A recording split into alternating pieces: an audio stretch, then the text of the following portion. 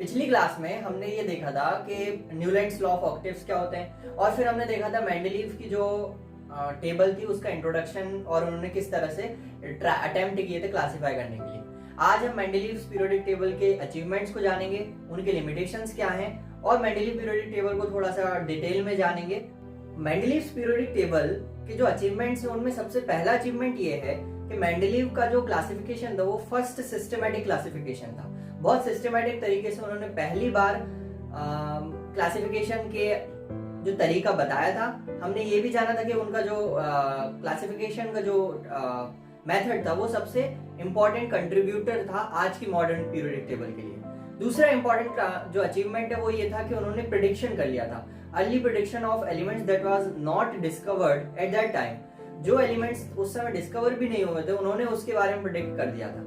आपको स्क्रीन पर एक पीरियोडिक टेबल दिख रही होगी, ये मेंडलीव की पीरियोडिक टेबल है और इसमें आपको खिड़कियां दिख रही हैं, खाली स्पेसेस दिख रहे हैं जगह जगह।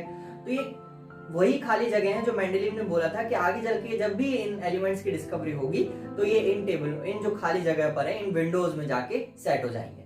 वो कौन से 3 एलिमेंट्स हैं जिनके बारे में एनसीईआरटी में जिक्र है वो देख लेते हैं। सबसे पहला है एका बोरोन, फिर एका एल्यूमिनियम और फिर है एका सिलिकॉन। एका बोरोन को आज हम स्कैंडियम के नाम से जानते हैं, एका एल्यूमिनियम को आज हम गैलियम के नाम से जानते हैं और एका सिलिकॉन को आज हम जर्मेनियम के नाम से जानते हैं।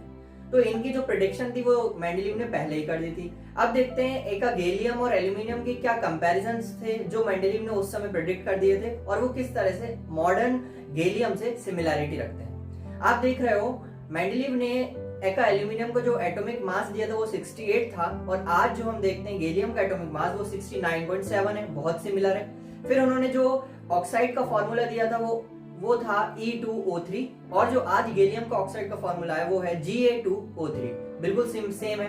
फिर उन्होंने दिया था जो क्लोराइड का जो फॉर्मूला था ECl3, गैलियम का भी GaCl3 है।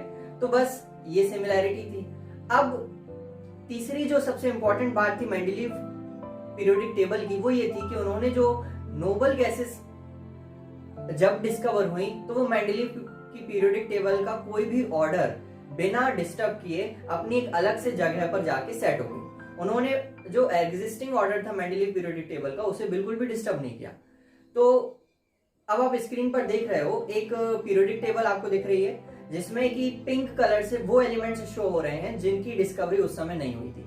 इसमें आपको नोबल गैसेस का जो ग्रुप है वो भी दिख रहा है, helium, neon, argon, krypton, xenon, radon, और जो पिंक कलर के और भी हैं जैसे कि स्कैंडियम, गैलियम है, जर्मेनियम है, ये भी आपको इसमें दिख रहे हैं। आप इसमें जो लाइट ग्रीन कलर से जो एलिमेंट्स हैं वो एलिमेंट्स है जो मेंडलीव को उस समय पता थे और जिनको लेकर के मेंडलीव ने अपनी पीरियोडिक टेबल तैयार की थी।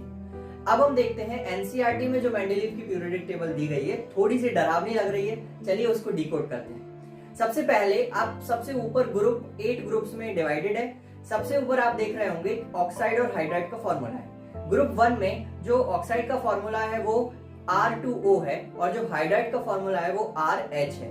ग्रुप 2 में जो ऑक्साइड का फॉर्मूला है वो RO है और जो हाइड्राइड का फॉर्मूला है वो RH2 है। इसी तरह से ग्रुप 3 में जाओगे तो आपको मिलेगा R2O3 और हाइड्राइड का फॉर्मूला RH3। इस तरह से उन्होंने जो फॉर्मूलेज जो उनको फाइंड करे थे वो उन्होंने ऊपर लिखे और इसी फॉर्मूले से उन्होंने एलिमेंट्स को रिएक्ट करवा के देखा। अगर एल्यूमिनियम का जो रिएक्शन है ऑक्सीजन के साथ तो जो ऑक्साइड बन रही है उसका फॉर्मूला R2O3 से मैच कर रहा है, हाँ, जैसे कि Al2O3, तो उन्होंने उसको उस वाले ग्रुप में डाल दिया। इसी तरह से सारे एलिमेंट्स को उन्होंने सेट करा और ये भी ध्यान रखा कि हर एक एलिमेंट का जो ऑर्डर था वो उनके इंक्रीजिंग एटॉमिक मास के साथ था। इसी तरह से आप पीरियड्स में जाओगे तो पीरियड्स में 1 से लेकर 6 तक पीरियड हैं। इनमें से 4, 5 और 6 पीरियड्स जो हैं उनको उन्होंने 2 सीरीज में डिवाइड किया है, सीरीज 1 और सीरीज 2। और आप एक और बात ग्रुप्स में देख रहे होंगे कि हर एक ग्रुप को उन्होंने A और B में डिवाइड किया हुआ है। अब हम आते हैं मेंडलीव की जो पीरियोडिक टेबल है उसकी क्या लिमिटेशंस है। मैं वही बात फिर से कहूंगा कि आज हम मेंडलीव की पीरियोडिक टेबल को यूज नहीं करते हैं, आज हमारे पास मॉडर्न पीरियोडिक टेबल है, तो फिर कुछ कमियां रही होंगी वो देख लेते हैं। तो सबसे पहला जो ड्रॉबैक था मेंडलीव की पीरियोडिक टेबल का वो ये था कि वो हाइड्रोजन को कोई पोजीशन नहीं दे पाए थे। जैसे आज हम कोरोना से कंफ्यूज हैं वैसे उस समय वो हाइड्रोजन से कंफ्यूज थे। हाइड्रोजन दो कैरेक्टर शो कर रहा था। पहली बात, वो एल्कली मेटल से सिमिलरिटी शो कर रहा था। आप देख रहे होंगे वो NaCl जैसे क्लोराइड बनाता है, सोडियम जैसे क्लोराइड बनाता है, उसी फॉर्मूले में हाइड्रोजन अपना क्लोराइड बनाता है HCl। सोडियम जैसे कि ऑक्साइड बनाता है Na2O, उसी तरह से हाइड्रोजन अपने ऑक्साइड बनाता है H2O। सोडियम जिस तरह से सल्फाइड बनाता है Na2S, हाइड्रोजन भी उसी तरह से सल्फाइड बनाता है H2S। तो वो सिमिलरिटी शो कर रहा था एल्कली मेटल से। अब हेलोजन से कैसे सिमिलरिटी शो कर रहा था? तो हेलोजन डायटोमिक फॉर्म्स में प्रेजेंट रहती है एटमॉस्फेयर में, तो भाई हाइड्रोजन भी डायटोमिक फॉर्म में प्रेजेंट रहता है H2 जैसे, और Cl2, F2, I2 इनके तरह भी वो एटमॉस्फेयर में प्रेजेंट रहता है। दूसरा जो ड्रॉबैक था वो ये था कि जो आइसोटोप्स थे वो मेंडलीव की पीरियोडिक टेबल के लिए एक चैलेंज बता रहे थे। ऐसा क्या? सबसे पहले ये जान लेते हैं कि आइसोटोप्स क्या होते हैं।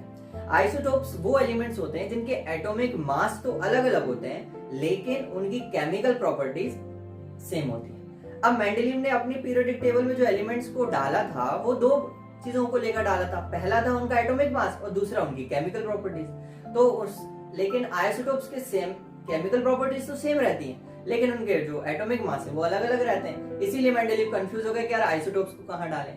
तीसरा जो लिमिटेशन था मेंडलीव की पीरियोडिक टेबल का वो ये था कि मेंडलीव की जो पीरियोडिक टेबल में जो एटॉमिक मास का इंक्रीजिंग ऑर्डर था वो एक रेगुलर मैनर में बढ़ नहीं रहा था, उसमें एक रेगुलर पैटर्न नहीं था। कभी वो एकदम से बढ़ जाता था और कभी वो ग्रेजुअली बढ़ता था। तो इससे ये अंदाजा लगाना मुश्किल था कि दो एलिमेंट्स के बीच में कितने और एलिमेंट्स को हम डिस्कवर कर सकते हैं, और ये कंडीशन सबसे ज्यादा हेवियर मेटल्स के साथ थी, हेवियर एलिमेंट्स के साथ थी। चलिए दोस्तों, आज की वीडियो में इतना ही, आगे कंटिन्यू हम कल करेंगे। Thank you very much.